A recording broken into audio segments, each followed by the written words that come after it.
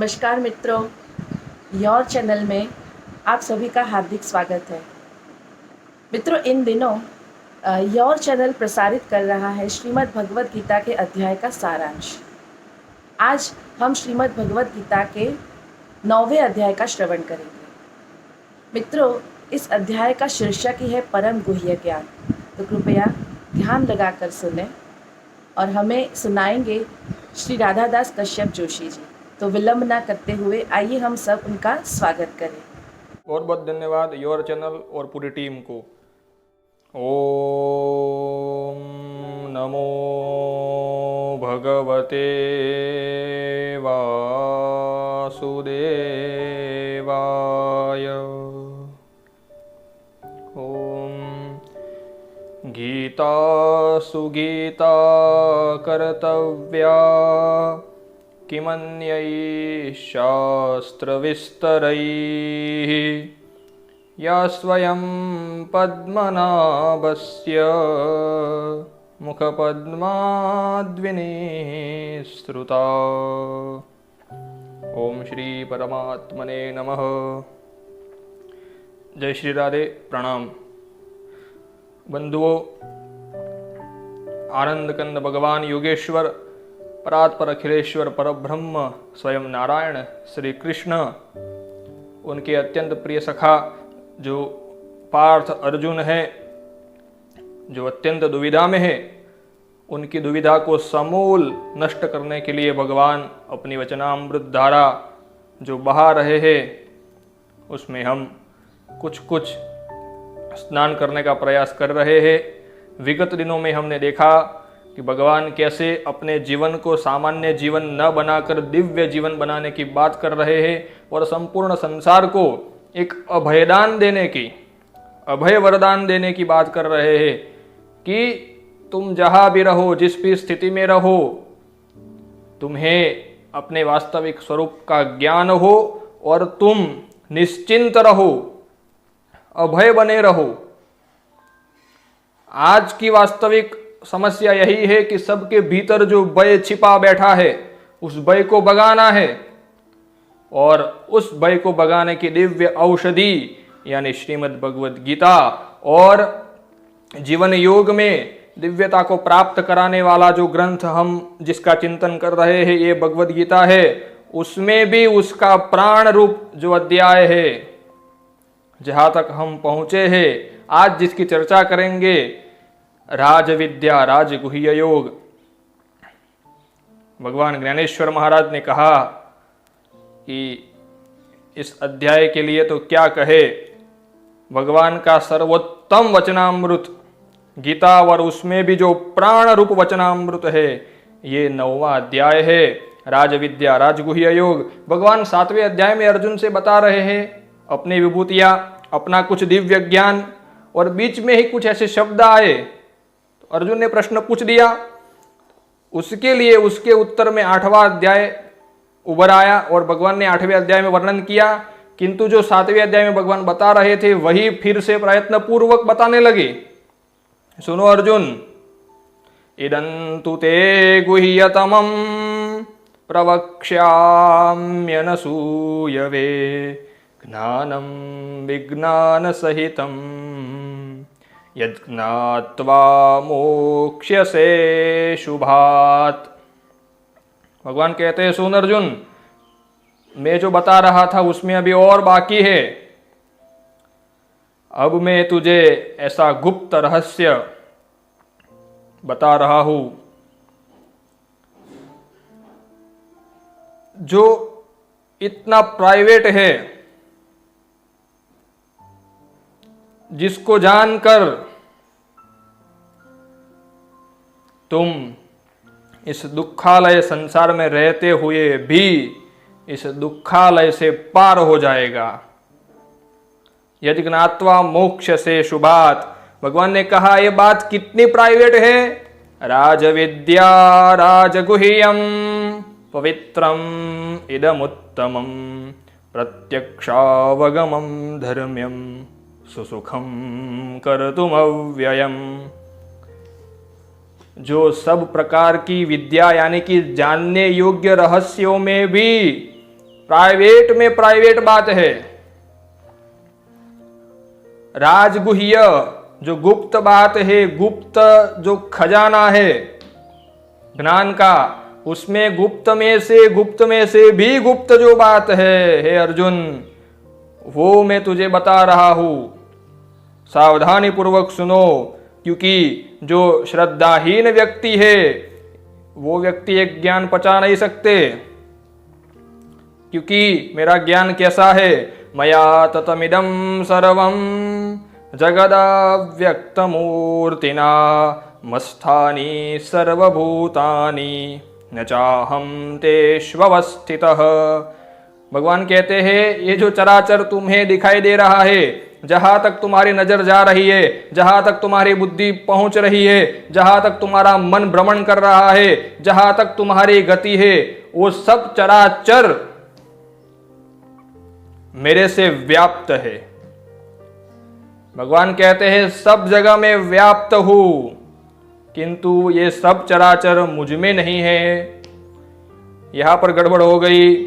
न च मस्थानि भूतानि पश्य मे योगमैश्वरम भूतभृन्न च भूतस्थो ममात्मा भूतभावनः। भगवान कहते हैं ये चराचर मेरे द्वारा व्याप्त है, मैं सर्वत्र व्याप्त हूं, किंतु इसमें से तिनका भी मुझ में नहीं है।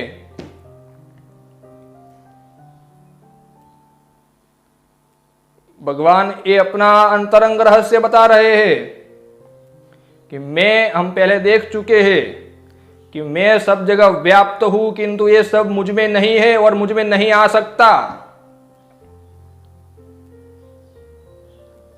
क्योंकि ये मेरी प्रकृति माया के द्वारा रचित है।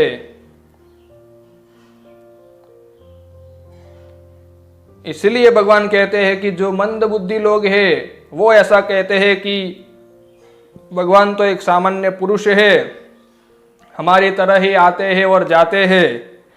भगवान कहते हैं ऐसा नहीं है, मैं जैसे आकाश में वायु स्थित है सर्वत्र, वैसे ही ये सब पूरा संसार मुझ में स्थित है। जैसे हम सामान्य भाषा में समझे तो जल कमल भेद हमने देखा था। कमल के पत्ते पर जल रहता है, लेकिन दोनों एक दूसरे से असंग रहते हैं। ऐसे ही आत्म परमात्मा का इस संसार के साथ संबंध है, किंतु हम देहाभिमान के कारण अपनत्व मान लेते हैं कि ये मेरा है, सब जगह स्वार्थ कर देते हैं, कुछ लाए भी नहीं, कुछ लेके जाने वाले भी नहीं, फिर भी। किंतु भगवान कहते हैं मेरे द्वारा ये सब सर्जन होता है, ये सब मेरे में स्थित रहता है, मैं भी उनमें रहता हूं, किंतु वास्तव में कुछ भी मेरे अंदर नहीं है। मैं सदा निर्लिप्त असंग रहता हूं। कल्प के प्रारंभ में इस सब का सृजन करता हूं, कल्प के अंत में इन सब को समेट लेता हूं अपने भीतर। ये सृष्टि क्रम हम पहले देख चुके हैं।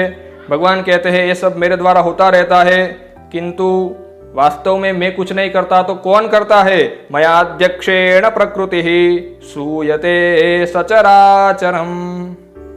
भगवान अध्यक्ष रूप में है और उनकी जो शक्ति है प्रकृति माया, उसके द्वारा ये सब रचा जाता है, लय किया जाता है, उसके द्वारा सब कार्य होते हैं।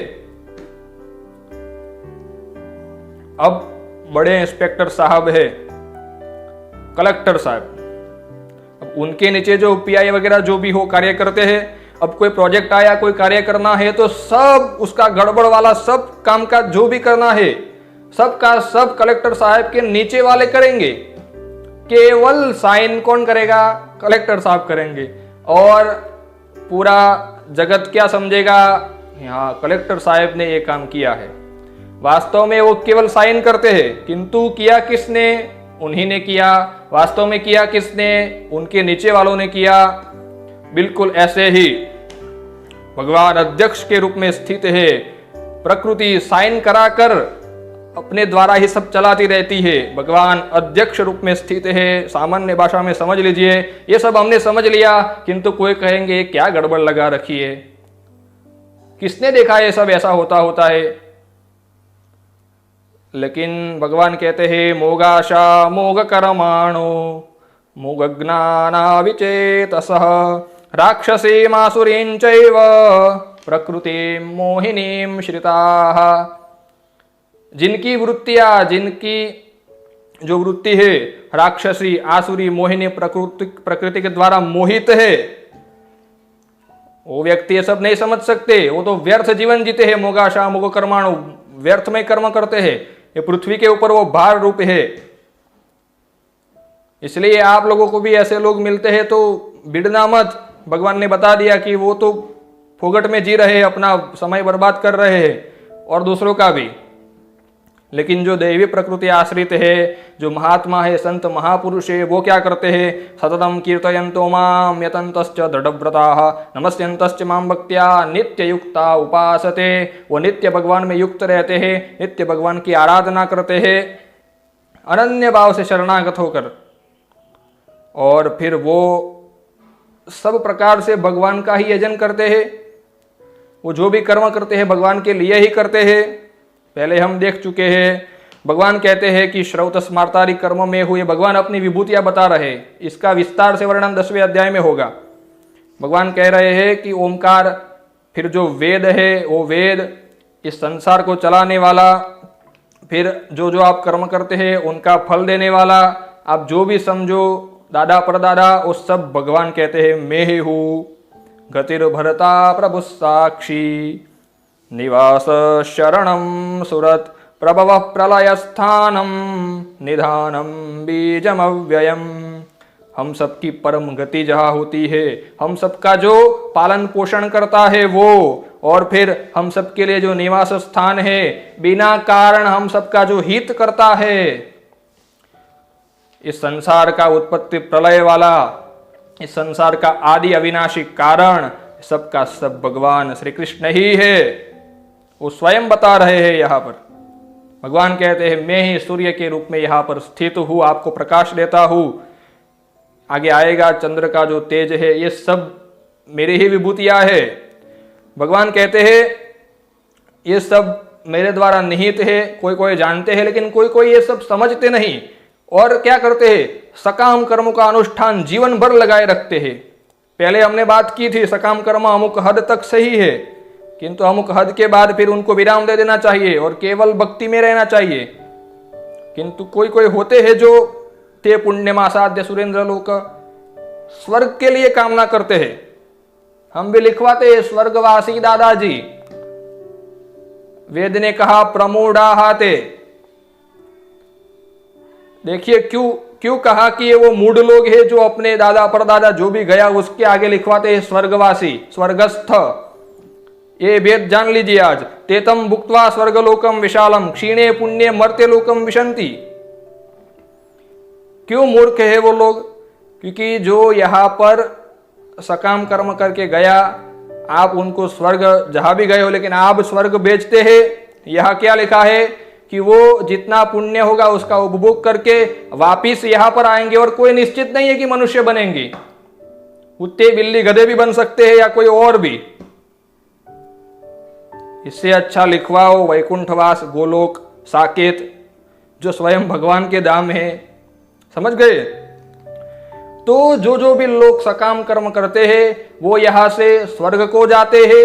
स्वर्ग में कुछ दिन रहकर पुण्य क्षीण होते ही वापस यहां पटक दिए जाते हैं, वहां से उनको फेंक दिया जाता है। ब्रह्मलोक तक पुनरावर्तन है, पिछले अध्याय में ही शायद देखा था। आप प्रति एपिसोड देखे, प्रत्येक, नहीं तो समझ में नहीं आने वाला।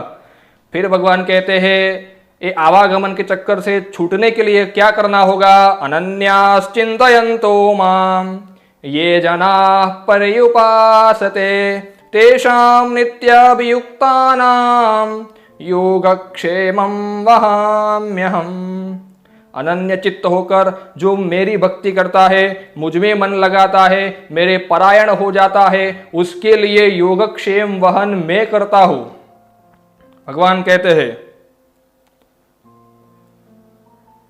और हम कुछ उटपटांग हो गया तो भगवान ने ऐसा कर दिया, वैसा कर दिया। किंतु नरसिंह मेहता को देखिए, भक्ति के जो टॉप लेवल के महापुरुष हुए, सब कुछ छिन गया, किंतु क्या कहते हैं?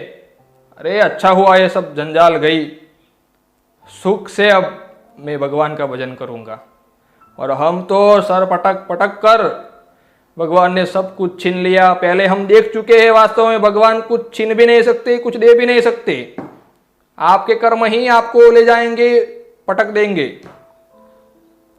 भगवान कहते हैं जो नित्य मेरे में युक्त है उसका योगक्षेम मैं वहन करता हूं, उसको मैं मेरे धाम की ओर लाने के लिए प्रयास करता हूं और मैं ही उसको ले जाता हूं, उसका कल्याण मैं करता हूं। योगक्षेम का अर्थ यही है। उसको फिर कोई चिंता नहीं करनी, उसकी सब बात, सब चिंता मुझे करनी है। इसलिए भक्ति में क्या होता है, भक्ति में क्या होता है, भगवान हाथ पकड़कर लेके चलते हैं। और ज्ञान और कर्म में क्या होता है, अपने बल पर चलना होता है।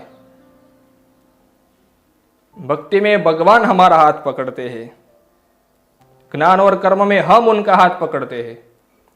हम पकड़ेंगे तो छूट भी सकता है, लेकिन वो पकड़ते हैं तो कभी छोड़ते नहीं है। पकड़ लो हाथ बनवारी, ये भक्ति की बहुत उत्कृष्टता है। इसका तो जितना वर्णन किया जाए उतना कम है। किंतु भगवान कहते हैं कोई लोग और भी है, सकाम कर्म में लगे रहते हैं, देवताओं की पूजा करते रहते हैं, लेकिन वो कामना भी रखते हैं और जो सब कुछ संविधान करते हैं, तो वास्तव में वो मेरी ही पूजा कर रहे हैं, किंतु वो जान नहीं पाते। वो भी परोक्ष तरीके से तो मेरा ही पूजन करते हैं।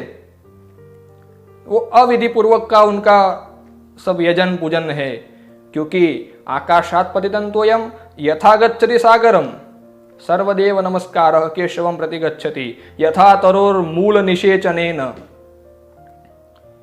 आप जहां भी हमने पहले देखा था कि नमस्कार करेंगे, पूजन करेंगे जिस भी देवी देवता का, वो सब का सब वो देवी देवता उनके पास आता है तो वहां से डायरेक्ट पार्सल करते हैं श्री कृष्ण के चरणों में। सिंपल बात है, समझ जाइए। क्योंकि यान्ति देवव्रता देवान पितृन यान्ति पितृव्रता भूतानि यान्ति भूतेज्या यान्ति मध्या जिनोपि माम। जिसकी आराधना करेंगे, क्या देखा हमने पहले, जहां पर मन रहेगा वैसी गति होगी। तो हम प्रतिदिन जिसकी आराधना करेंगे वही मन रहेगा और वही अंत में गति होगी। देवताओं का पूजन करोगे स्वर्ग को जाओगे, फिर पितरों का तो पितृलोक में, भूतों का करोगे तो उनके अन्य अन्य लोकों में जाओगे। लेकिन जो भगवान की आराधना कर लिए तो भगवान में ही लीन हो जाओगे। क्योंकि भगवान कहते हैं मेरे लिए कोई नियम नहीं रहता, जो भी लेके आओ चढ़ा दो, पत्रम पुष्पम फलम तोयम यो में भक्त्या प्रयच्छति, जो भी मिल जाए आपको। ऐसा नहीं कि बिल्व पत्र ही चाहिए, मिले तो सही, ना मिले तो दिमाग खराब मत करो।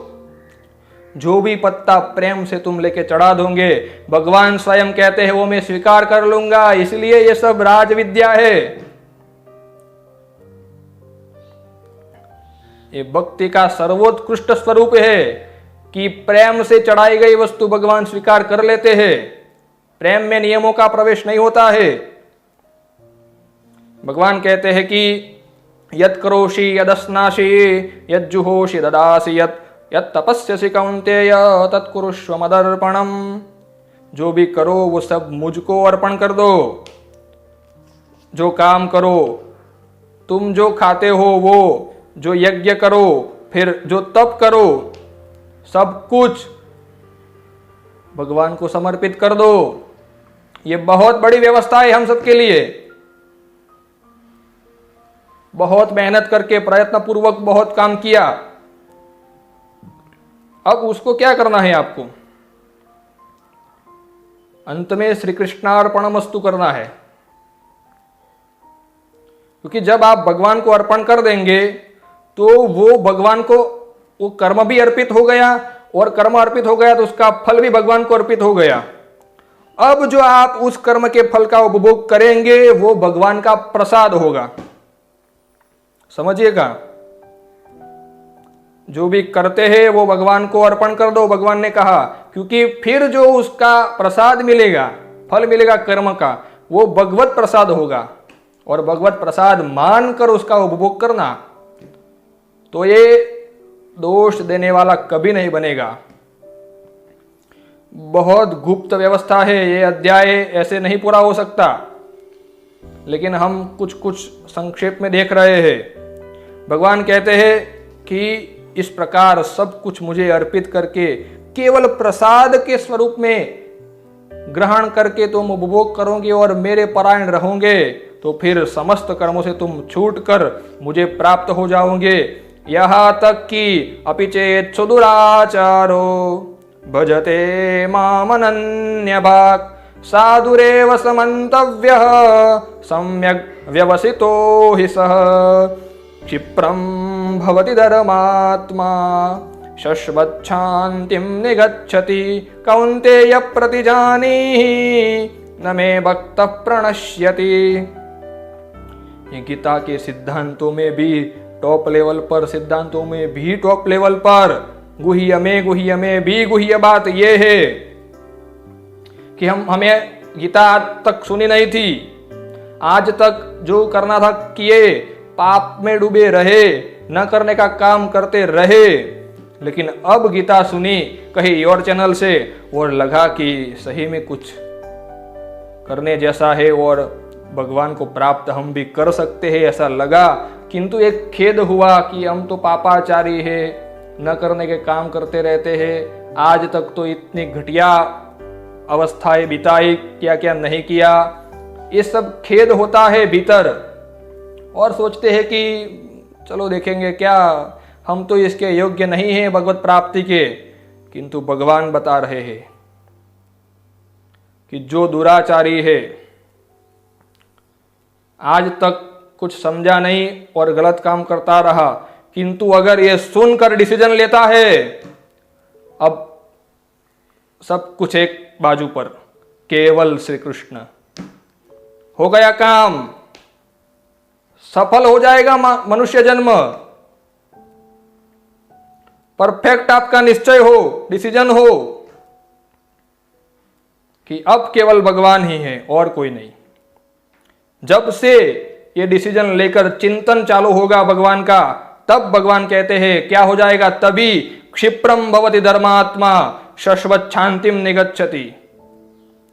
उसी क्षण धर्मात्मा हो जाएगा वो। आज तक आपने जो किया सो किया, अभी निश्चय करो कि अब मैं भगवान का हूं, भगवान का भजन करूंगा, भगवान के निमित्त कर्म करूंगा, भगवान के सिवाय जो दुराचार है उसमें कभी प्रवृत्त नहीं होऊंगा। अब मेरा जीवन, संपूर्ण जीवन श्री कृष्ण को अर्पित हो गया। ये निश्चय जब करोगे उसी क्षण आप धर्मात्मा हो जाओगे, उसी क्षण सज्जन हो जाओगे, उसी क्षण भक्त बन जाओगे, उसी क्षण भगवत प्राप्त हो जाओगे। यहां तक भगवान ने कहा शश्वत शांतिम निगच्छति, उसी क्षण भगवान में लीन हो जाओगे।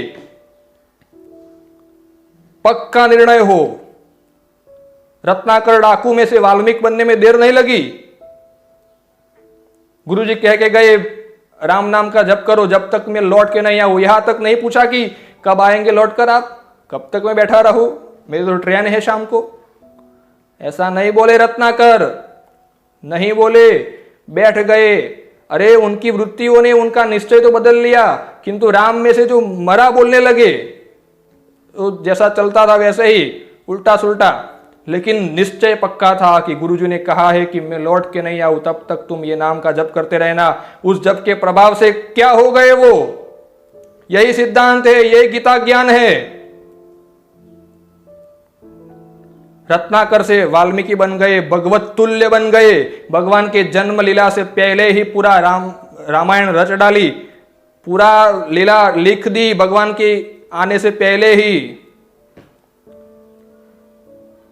भगवान कहते हैं क्षिप्रम भवति धर्मात्मा शश्वत शांतिम निगच्छति। समझ लो ये भगवान कहते हैं ये बात सबके लिए है जो निकृष्ट कक्षा के हैं, उन सबके लिए भी जो निर्णय करेगा, जो छल रहित होकर पहले जो किया वो किया, लेकिन श्री कृष्ण अब ये सब नहीं होगा, अब केवल तुम होंगे। ये निश्चय करने वाले जो भी होंगे, ऐसे नहीं कि मेरे जैसे ब्राह्मण, जो भी होंगे तत्काल सज्जन हो जाएंगे, धर्मात्मा हो जाएंगे और वो भी महान भक्त कहलाएंगे। तो फिर सबके लिए व्यवस्था है। तो फिर जो सज्जन है आज भी, जो भक्ति में प्रवृत्त है, जो थोड़ा थोड़ा भी धर्माचरण करते हैं, उनके लिए तो भगवान कहते हैं क्या कहना फिर, वो अगर लग जाए तो। ये गुह्य बात है कि लग जाओ जहां पर हो आप। भगवान ने यहां कहीं नहीं कहा कि तुमने इतने गलत काम किए। यहां पर पापियों का प्रवेश पहले दिया जाता है। ये भक्ति मार्ग है पूरा। यहां पर फर्स्ट नंबर वाले को नहीं लाया जाता, अंतिम नंबर वाले को पहले एंट्री है यहां पर, इतना समझ लो आप, प्राइवेट। लेकिन ये सब ज्ञान भी समझ में ना आवे तो केवल मुझ में मति लगाकर एक काम अर्जुन तुम अभी करो, मन्मना भव मद्भक्तो मद्याजी मान नमस्कुरु मामे वैश्यसि युक्त्वैवम् आत्मानं मत्परायणः। भगवान ने कहा निरंतर मुझ में मन लगाओ, मुझ में ही युक्त हो जाओ, मेरे परायण हो जाओ, बस फिर तुम मुझे ही प्राप्त हो जाओगे। हमारी सब क्रियाएं भगवत प्रीत्यर्थ हो, श्री कृष्ण प्रीत्यर्थ हो। यही अर्जुन ये सब राज विद्या, राज का सार है। यही ये अध्याय पूर्ण होता है। बंधुओं, ये 9वां अध्याय अवर्णनीय है, इस वाचा से मैं वर्णन नहीं कर सकता, किंतु भगवान गुरुजनों की कृपा से एक कुछ वर्णन किया है, लेकिन ये अवर्णनीय है। इसकी दिव्यता का वर्णन स्वयं ज्ञानेश्वर महाराज ने भी कह दिया कि इसका वर्णन कैसे हो सकता है, तो फिर हम कैसे कर सकते हैं। बस यही कि भगवान में किसी न किसी तरह से मन का लगाव हो जाए, प्रेम हो जाए भगवान में, इतना ही करना है। बाकी जंजाल छोड़ो, भगवान ने कह दिया अब तक जो हुआ वो छोड़ो, अब से लग जाओ, जब से जगे तब से सवेरा मान लो। बस यही ये सब चिंतन भगवान को अर्पण करते हुए कृष्णाय वासुदेवाय हरये परमात्मने प्रणतक्लेशनाशाय गोविंदाय नमो नमः। श्री कृष्णार्पणमस्तु। बहुत बहुत आभार जोशी जी। आत्मकल्याण के विशुद्ध ज्ञान का आज आपने सुंदर संदेश दिया है। राजविद्या राजगुह्यं पवित्रमिदमुत्तमं प्रत्यक्षावगमं धर्म्यं सुसुखं कर्तुमव्ययम्। अर्थात यह ज्ञान सभी विद्याओं का राजा है, परम शुद्ध है एवं परमात्मा की प्रत्यक्ष अनुभूति कराता है। मित्रों, सामान्य ज्ञान की विद्या तो हमें समाज से मिल जाती है, परंतु आत्मिक कल्याण के लिए हमें अपने शास्त्रों का अध्ययन करना आवश्यक है। तो मित्रों, आज की यात्रा हम यहीं समाप्त करते हैं। अगले अध्याय के साथ हम फिर उपस्थित होंगे। स्वस्थ रहे, तंदुरुस्त रहे और योर चैनल को सब्सक्राइब करें, शेयर करें, लाइक करें। मैं दिव्या दुबे आप सभी का आभार व्यक्त करती हूँ। जय श्री कृष्ण।